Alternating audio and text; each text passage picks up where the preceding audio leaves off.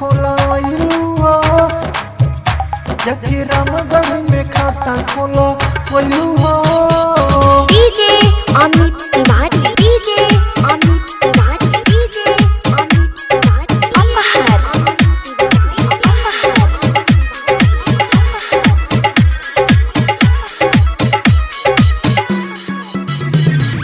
भौजी तोहर मनवा बिगड़ गइल बा, खेलो तारू खेला पता चल गइल बा। ए भौजी सब पता चलता हो।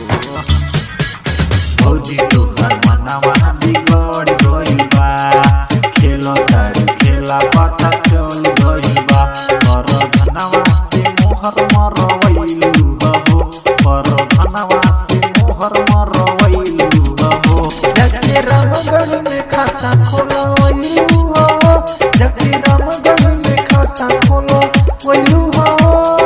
DJ Amit Tiwari, DJ Amit Tiwari, DJ Amit Tiwari अपहर।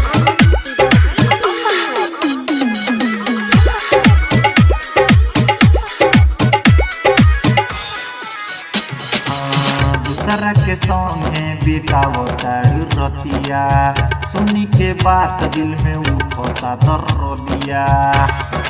ये भौजी बड़ा दर्द हो।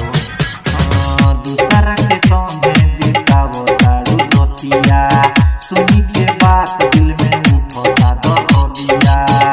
बोलो केने मुँह मरवैलू हो, बोलो केने मुँह मरवैलू हो। जबकि रामगढ़ में खाता खोलवैलू हो, जबकि रामगढ़ में खाता खोलवैलू हो। DJ Amit Tiwari, DJ Amit Tiwari, DJ Amit Tiwari, DJ Amit Tiwari अपहर।